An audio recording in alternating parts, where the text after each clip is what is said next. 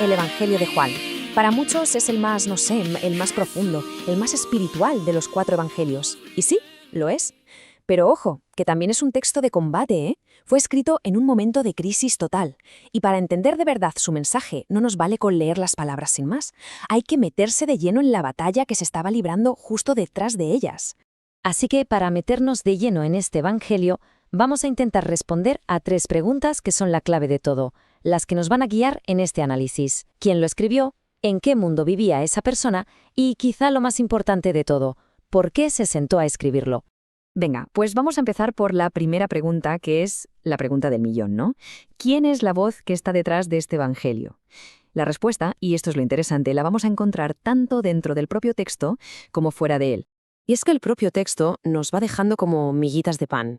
A ver, el autor nunca dice, hola, soy Juan. No, se refiere a sí mismo como el discípulo a quien Jesús amaba. O sea, deja clarísimo que es un testigo ocular. Además, su conocimiento de los lugares, de las costumbres, es súper detallado. Eso solo lo puede tener alguien que, de verdad, estuvo allí. Y lo más fuerte es que su nombre, Juan, no aparece por ningún lado. Y no es un despiste, para nada, es una decisión totalmente deliberada. Al quitarse de en medio, lo que hace es poner todo el foco en quien de verdad importa, en la figura de Jesús. Pero a ver, esto no es solo una teoría que sacamos del texto y ya está, no. Es que la historia más antigua, lo confirma. Tenemos a un tal Ireneo, a finales del siglo II, que dice, sin dudarlo un segundo, que el autor es Juan, el apóstol. ¿Y cómo estaba tan seguro? Pues porque su maestro, Policarpo, fue discípulo directo del mismísimo Juan. Es una cadena de testimonios brutal, casi directa. Y por si fuera poco, hay otro documento, súper antiguo, el fragmento muratoriano, que dice pues exactamente lo mismo. O sea que la historia y las pistas del texto encajan a la perfección. Entonces, si juntamos todas las piezas, las pistas de dentro del texto y lo que nos dice la historia, el perfil que nos queda es bastante claro. La tradición más antigua, la más sólida, apunta a Juan, el apóstol, y que escribió su testimonio ya al final del primer siglo, muy probablemente desde Éfeso. Y esto es clave porque no lo convierte en un cronista que escribe de oídas, sino en un testigo ocular, alguien que lo vivió todo en primera persona. Vale, ya tenemos al autor. Pasemos ahora a la segunda gran pregunta. ¿En qué mundo se escribió esto? Porque claro, entender el contexto es fundamental. Ningún libro, ningún texto aparece de la nada, en el vacío. Y el mundo en el que vivía Juan era un auténtico hervidero de cambios políticos, religiosos, filosóficos, de todo. Y aquí hay una fecha que lo cambia todo. El año 70 después de Cristo. El Evangelio se escribe después de esa fecha. ¿Y qué pasó en el año 70? Pues algo tremendo. La destrucción del Templo de Jerusalén por los romanos. Para el mundo judío aquello fue un cataclismo. No es que perdieran un edificio importante, no. Es que se quedaban sin su centro religioso, cultural, nacional, todo. Y en medio de esas ruinas, el cristianismo primitivo tuvo que empezar a definir quién era, en un mundo donde todas las certezas de antes se habían venido abajo. Así que imaginaos el percal. Ese era el caldo de cultivo en el que Juan se pone a escribir. Por un lado, el poder de Roma. Por otro, un judaísmo en plena crisis, intentando reconstruirse, y a menudo en conflicto directo con los seguidores de Jesús. Además, las ideas de la filosofía griega estaban por todas partes. Y aquí Juan hace algo genial. Coge uno de sus conceptos más famosos, el logos, la palabra, y le da la vuelta por completo en su prólogo. Y al mismo tiempo, tiene que luchar contra las primeras ideas gnósticas, esa gente que decía que el mundo material era algo malo. O sea, Juan escribe para dar respuesta a todo este mogollón.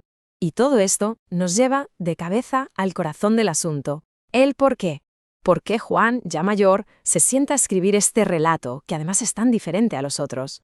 Pues mirad, lo bueno es que no tenemos que ponernos a especular. Es que él mismo nos lo cuenta. Aquí lo tenemos, negro sobre blanco. Esta es la tesis de todo el libro, y nos la suelta así, directamente, casi al final. Ojo, que esto no es una biografía al uso, ni una crónica de sucesos, es un argumento en toda regla, una llamada a la fe. Cada historia que elige, cada milagro que cuenta, cada discurso que recoge, todo, absolutamente todo, tiene un único y potentísimo objetivo, convencer a quien lo lea de que Jesús es el Cristo, el Hijo de Dios, y que al creer en él se encuentra la vida de verdad. Pero su propósito no era solo construir, también era defender. Tenía que plantar cara a ideas raras que ya empezaban a circular. Fijaos, por ejemplo, en esto. Por un lado estaba el llamado docetismo. ¿Qué era eso? Pues la creencia de que Jesús era en realidad un espíritu que solo parecía humano, como un fantasma. Y la respuesta de Juan es ¡bum!, directa y demoledora, ya desde el capítulo 1. Y aquel verbo fue hecho carne. No dice que parecía carne, dice que se hizo carne. Contundente. Así que, como vemos, su misión tenía varias caras. Por una parte, quería presentarle a sus compatriotas, a los judíos, las pruebas de que Jesús era divino.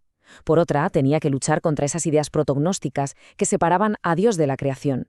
Y por encima de todo, quería dejar algo meridianamente claro, que la fe no es solo aceptar unas ideas en la cabeza, no. Es una relación que te cambia por dentro, que te transforma, que lleva a la vida eterna y que exige un compromiso total, un nacer de nuevo, como él mismo dice. Muy bien, ya tenemos al autor, hemos visto su mundo, su propósito, pero ahora viene la pregunta importante. ¿Y todo esto, a nosotros, hoy, para qué nos sirve? ¿Por qué debería importarnos el contexto de un texto que se escribió hace casi 2 milenios? Pues la pregunta es crucial, porque al final las viejas herejías nunca mueren del todo, solo se ponen ropa nueva, cambian de nombre. Esa idea de un Jesús que era solo un espíritu, el docetismo, ¿no resuena un poco en esas visiones de hoy que presentan a un Cristo tan etéreo, tan espiritual, que parece que no tiene nada que ver con los problemas reales del mundo? ¿O la idea de que fue simplemente un gran maestro moral, pero nada más? Pues bien, Juan escribió un antídoto para todo esto hace 2000 años. Un antídoto que, la verdad, sigue siendo increíblemente relevante. Y así llegamos al final. Ya no podemos ver el Evangelio de Juan como un simple libro de historias.